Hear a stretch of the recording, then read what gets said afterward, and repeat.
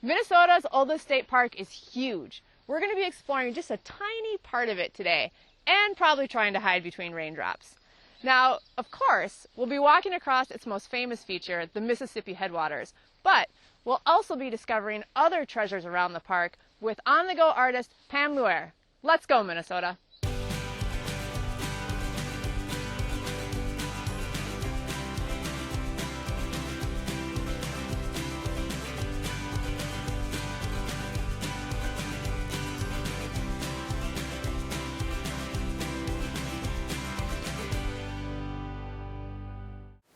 Funding for this program is provided in part by the Minnesota Arts and Cultural Heritage Fund and the citizens of Minnesota.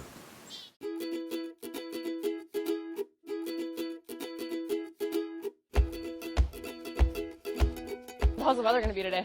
You know, we may have some periods of showers, but the birds are singing again. The sky's getting kind of clear, and I think that we're going to be okay for a few hours before the rain comes again.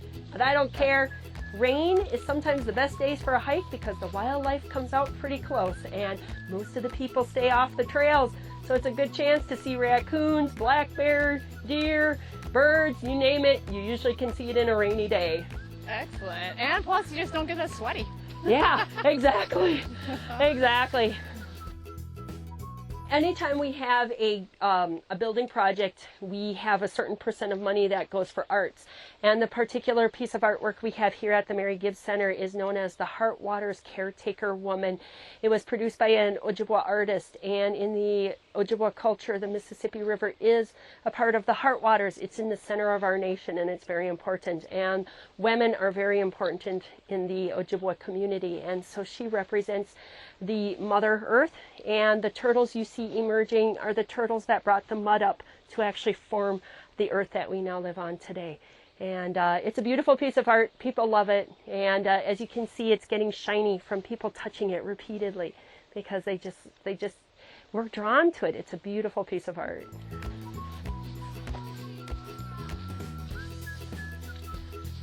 And here we are at the headwaters of the Mississippi River. On the left side is Lake Itasca, and on the right is the mighty Mississippi as it starts its journey to the Gulf of Mexico. People always say Ponce de Leon found the fountain of youth in Florida, but I think it's really here because it doesn't matter what age a person is, everybody becomes like a little kid again. They just get excited, they got to take their shoes off, they got to stand in the middle of the river and enjoy it. So we really have the fountain of youth here at Itasca. Fountain of youth? Well, that makes me want to walk across it right now. Take the shoes off, get the blessings of the Mississippi. Yeah. Fountain of youth. I'm all for that. Let's go get it. And that is wild rice. A lot of people will ask me what that soft grass is. Yeah. That's all wild rice just emerging off the surface of the lake. And come about August, it'll have risen up. It'll have set up its seed heads, and it'll get quite tall. So when you canoe, it gets quite hard to canoe through that. Should we all go across the rocks? Yeah? Yeah. No? You Yes, can go. maybe? I'm going to do the log You're going to do plane. the log? Is it better with shoes or barefoot? Today they're pretty slippery. I don't know. I did bring a change of clothes just in case this goes bad. This is a cool little root structure right here of this tree. See how this goes. Coming with me? Sure. Yeah. Nice. Part way anyway. Oh, families have been doing this for forever. Yeah, I came across with my family Sure. long time ago now. Oh yeah, that's nice and slippery. Mm-hmm. Ooh boy, yeah, I don't know.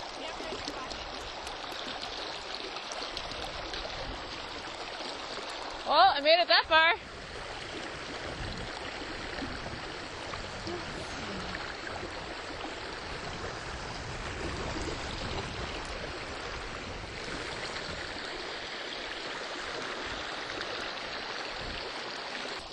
I don't have any hands here. No, you don't. It actually feels really good on the feet, doesn't Yes, it? it does. It feels really good. It is. And you can see really the water's so high this year that's why it's still. Usually by this time of year, it's much lower. It's easy to walk across. Yeah, I think last time I was here, it was a lot lower. A lot lower, yeah. Right. I'm on the west side, you're on the east side of the U.S. Yeah. Wait, how is it? Actually, there's a picture where Jacob Brower and another man are reaching across from the west side to the east side, and they're shaking hands. We just reproduced a 110-year-old photo. Oh, good. All right, let's see if we can finish the job safely. Oh wow, look how pretty this rock is though. It looks like a giant agate. The algae, the moss. That's cool. So Stephanie, do you guys care if I put this underwater and take a picture?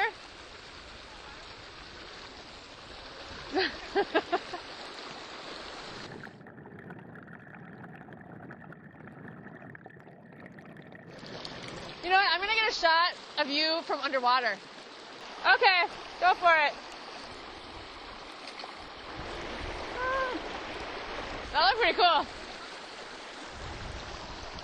Woo! Success! Yes! The fountain of youth is mine.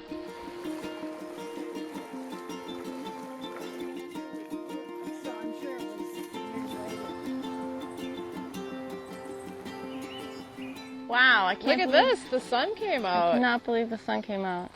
Look at us and our sunny faces. Yes, shocking. It's pretty amazing. The sun actually came out today. It's a nice surprise. Yes. But I still have lots of layers going on here. Got a shirt, a jacket, the tank top, because honestly you just have no idea what's going to happen. The bug spray. The bug spray. Yeah. I don't have sunglasses. No sunglasses. Sunglasses. Anything could happen out Okay. there. I can hear Lou. Well, now we all know Did you each hear other, that? so now why don't we go all hike together? Yeah. We're hoping for some good breeze off the lake today, so... Oh, yeah. Yeah. Will that help keep the bugs down a little bit? Yeah, it would. The breeze just came up. It did. That's where I think these are lady luck. Because did you notice when they showed up, the sun came out, the breeze started blowing, and the loons started calling. Why don't we head on down the steps, and why don't we get going on the Brower Trail? Okay. Just watch out, they might be a little slippery from the rain this morning. So this takes us to the Peace Pipe Vista? Yeah, we're heading down to Peace Pipe Vista, and we have a beautiful view of Lake Itasca. Actually, I really like this spot in the evening because you're facing west, and the sunsets are gorgeous. Oh, good to know. Yeah, it's an awesome spot. It's kind of cute because a lot of brides had been proposed to at this site. Sometimes you'll be walking down here just to look out over the vista, and all of a sudden there's some people getting married. So Nice. you do that here, they do it at the Headwaters. It's like you're kind of the original wedding crashers. It symbolizes the beginning. Yes, it does. The Headwaters. I have to chuckle because when I got married, my husband carried me across the rocks in his arms to bless our marriage, and I said, but marriages are two-way streets. So when we got on the west side, I said, jump on my back because I can't carry you in my arms. So I carried him across the river on my back. And we've had a very blessed marriage. We've been together for, it'll be 22 years. This is beautiful. And why is it called Peace Pipe? Well, it's actually a misspelling. It's not supposed to be P-E-A-C-E. No peace treaties were signed here. It is actually for pieces of pipe. Springs, groundwater, feeds Lake Itasca, 60%, and right where we're standing, that water will actually come out of the ground right below us, and it'll slowly trickle down the slope into Lake Itasca.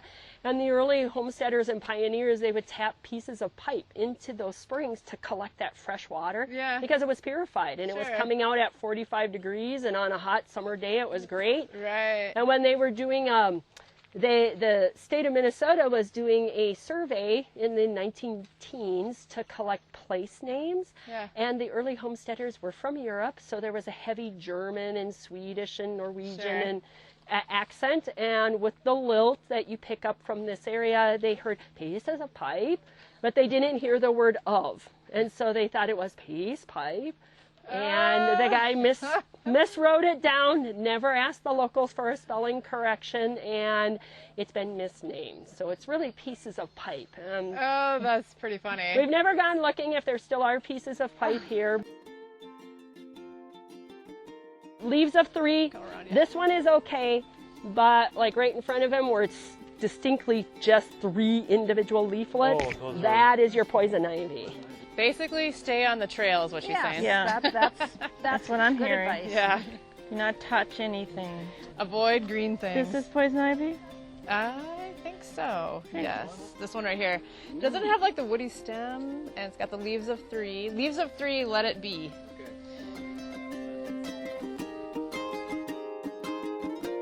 So what kind of art do you do? So I've been really focused on nature sketchbooks for the last few years. And what I love about it is it gets me connected to nature. Yeah. Gets me outdoors. And I get to find ways to be more connected to nature than I normally would if I was just working in my studio. Is there like a certain type of nature scene that you go for? Ooh, this is really pretty. Look at this. Not necessarily. These are cool. Wow. Yeah. I spend more time looking at plants and Okay. All right. leaves and trees and How about mosquitoes and black flies? yeah, that would be an intimate subject matter. Yeah. But I do work out in Utah a little bit, so I like the change of palette out there. It's all cinnamon and paprika, and here it's just so green. And I love that. Cinnamon and paprika. I've never been very good at describing colors, but you know what I meant, I right? totally know what you meant. Yeah. No, that was great. So what colors would you call it here? Like what colors are you seeing? This is just lush, verdant green, and especially this year. I have to say, I've never witnessed bugs like this before. Yeah, they're swarming. Wow. Yeah. I haven't inhaled any yet, though, No, me either. but close. Are you getting bit? You know what? I'm not, Okay. actually, but they are. All right, anybody need some ammunition, aka bug spray? Yeah. Yeah, bug spray alert. Whew, how about we just keep moving? Just putting on some insect repellent. I had to re-doctor up. I did it at 7:30 this morning. Oh, okay. It's more like they're not really biting right now. They're just kind of like all over you. And tell me a little bit about the pines in Preacher's Grove.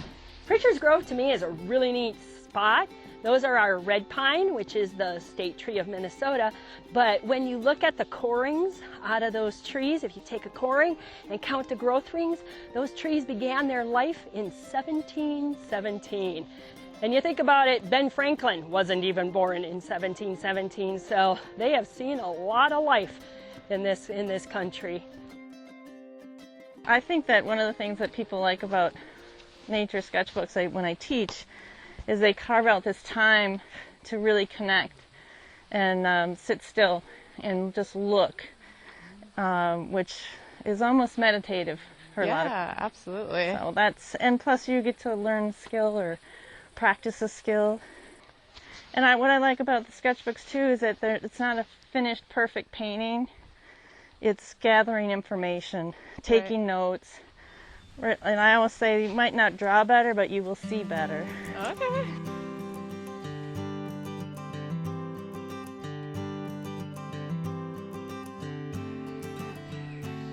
If we're lucky, we might get to see a thorny pig today. However, they're not part of the pig family at all. The porcupine is actually North America's second largest rodent. Clarissa Schrooten tells us more about the myths and facts of this shy creature. Porcupines are a very interesting animal just because of the fact that they're fully equipped with a back full of armor at all times called their quills. What you also can see is they have these long guard hairs, so if something brushes those guard hairs, they'll brandish up their quills. Now brandishing their quills is just them raising them up, kind of like goosebumps for us with our hair. It is a complete myth that porcupines can shoot their quills. You actually have to, as a predator, make contact with those quills, and then they're released from their skin and stuck into the paw or the mouth. They can whip their tail. That's the closest they get to shooting their quills. Now, one interesting fact that most people don't know about porcupines is that they're actually really good climbers. I like to call them the monkey of Minnesota because we don't have primates in Minnesota, but porcupines do a good job climbing and hanging out in trees. So if you're lucky enough to see one of these porcupines in the wild, just keep your distance from them and just observe them doing what they do, climbing around in the trees and being the monkey of Minnesota. I'm Clarissa Schrooten from Oxbow Park and Zollman Zoo, and I encourage everyone to get out and enjoy the outdoors. You guys ready to get some lunch? Wow, yes, lunch. We got to feed starving. those mosquitoes or something. They They took all of our blood. Yeah. Minnesota summers are all too short, and sometimes you have to do battle against pesky insects. Learn how to gain the upper hand against mosquitoes and deer flies on your next adventure. One time my dad lived by Hibbing, this little town called Pengilly, and I remember once hanging out in the woods and I went back and I counted, I had like 64 mosquito bites. Oh, I was like 10. But I think it made me immune somehow, like ever since then. They do don't, talk like, seem about to that bother me as though, much. that people over time, like as the summer progresses, when you have been bitten, your Yeah. body does build up some defenses. I really feel like it did, because they don't seem to bug me. But you know, look at all of us. We survived, and now we have this battle story we can share about how we walked the Brower Trail in the middle And of we July survived! after a rainstorm with 10 million bugs. Yes. And then, you know, next week when you tell it, it'll be 100 million and then 200 million. This is like fishing in Minnesota. Right. There were I this feel like many you have bugs, to sit then next this to many somebody bugs. that mosquitoes love. They can see ultraviolet and they can see carbon dioxide and they can see kind of like your body aura Okay. a little more, you know, like when you can see, they see a different light spectrum than we do and they're picking up on your CO2. Okay. That and they love light and bright blue. So Gary is wearing White, the absolute yeah. worst colored shirt today. The other good part about Gary is Oh, there's Gary, a good part. I love it. he's got the bright blue and he's taller than me. So Right, so the lightning will hit me first, yes, too. so I got the dark blue, you got the light blue. We're both like out of luck because we're wearing the wrong color shirt. But they go for me because I talk all the time. They always call me the mouth of the Mississippi because I can't not talk. And it's like, so I'm discharging all this CO2. Seriously, as I'm talking, I'm discharging a lot of CO2. Oh, that's great. And that's the other thing is like people don't realize when you're hiking, your instinct is to do this to fan bugs away. Don't do that because you're spreading out your carbon dioxide pattern. You're like, and your "Come heat here." You are. Attracting more. Exactly. So you have to actually kind of, what I do is usually like a lot of times you'll see all I do is like a finger flick to flick them off so that I'm making the least amount of motion so I'm not spreading out my billboard. Good to Come and know, feed good on to me. know. So. Yeah. So Pam is going to wow us now? Is that what's happening? Sam's gonna wow us now. No pressure. Nice. Teach me how to make a better stick man. A little sketch action. We're gonna do some nature sketching. How We're about? gonna do Awesome. nature sketching. Excellent. So you guys are gonna do some drawing, and we're gonna do it in ways that the goal for me is never to have a finished, perfect piece of art that you put on your wall, but to fill books with images of things that you've collected on hikes, bikes, your own garden, your own front steps. And so I like to have pieces that have all kinds of information on them. I like to have the palette in here, maybe some note-taking, up close and personal, and then pull way back and get the vista, abstract colors if you want. I always like to have play with the palette right here. With the colored pencils, it's so easy to do. A lot of times I'll try to do a black and white with the same. So should we get started? Yeah. You guys ready? We should be using water from the Mississippi Headwaters.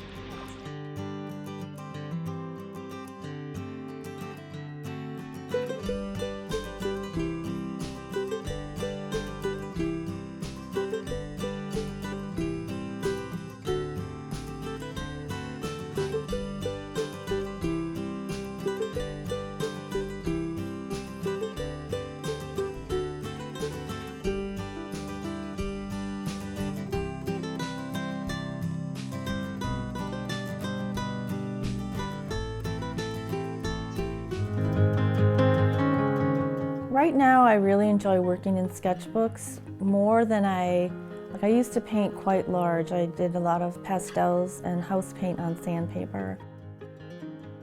You know, in the winter it's harder to work from life outdoors, so I do bring a lot of it in. My studio is in our home, and I like working at home very much because I'm more productive and it's right there for me all the time. For me, the more nimble I can be with my materials will take me outside more, and it'll keep me more connected to my subject matter, which is nature. I can carry it around, I can throw it in my bag, I can sit on the front steps as the sun goes down and I'm still working. And the more you work, the less precious it becomes, because if you know you're going to do it again and again and again, it feels less critical, and you do become a better artist because you're always using your skills.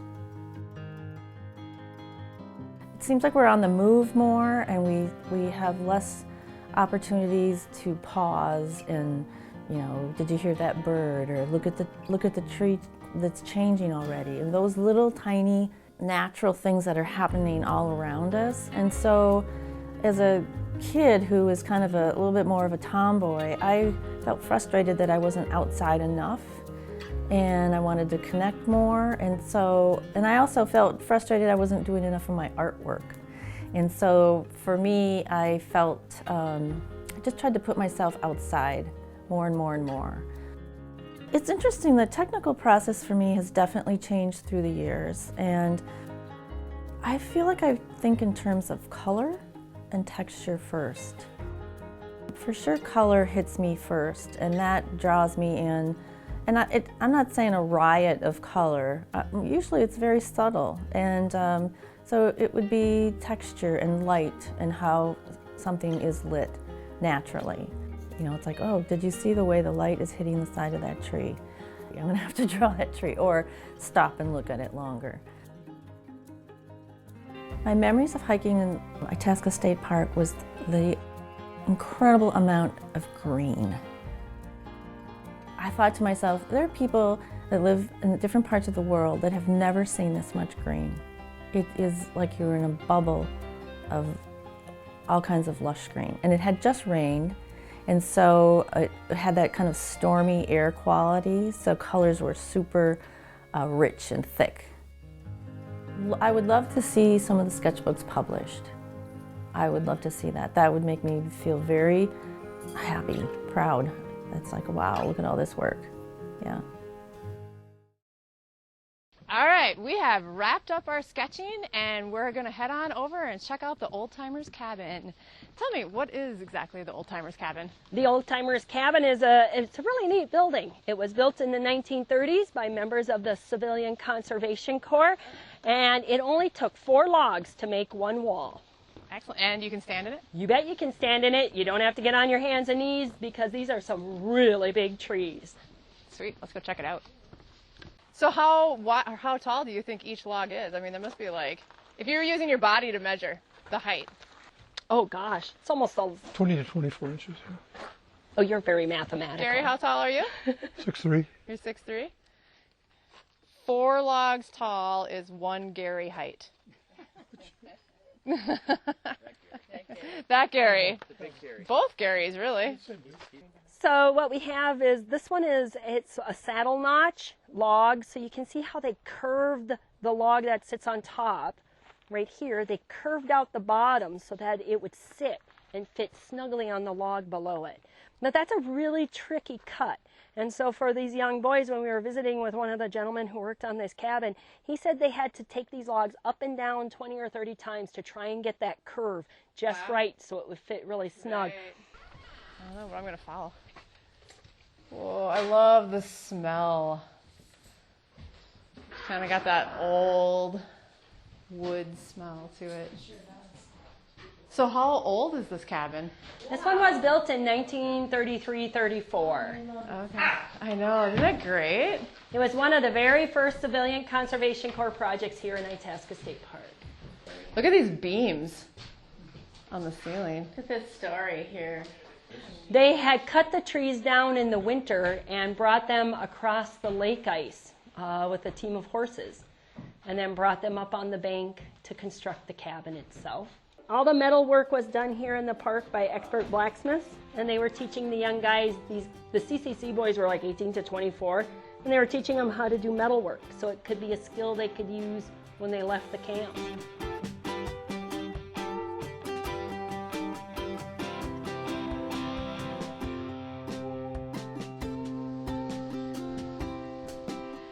With more than 32,000 acres in the boundaries of this park, you could spend a lifetime exploring here. And it happened to turn into a beautiful day. So we're going to keep going. You guys ready? Yeah. All right, until next time, let's go, Minnesota.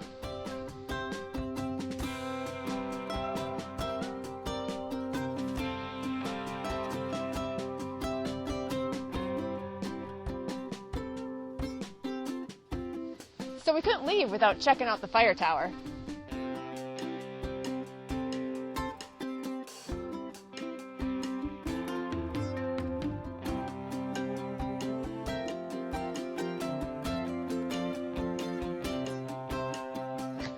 They really are bad. Okay. Minnesota summers are all too short. And sometimes you have to do battle against pesky insects. They're not really, like, I feel them around me, but they're not really bugging me that much. No pun intended. Or maybe pun intended. How many logs tall am I? Let's see. I mean, if I was raised up, I'm 3 logs tall? 2.5? I'm only 2.5 tall. I'm only 2.5 logs tall. That's kind of sad, actually.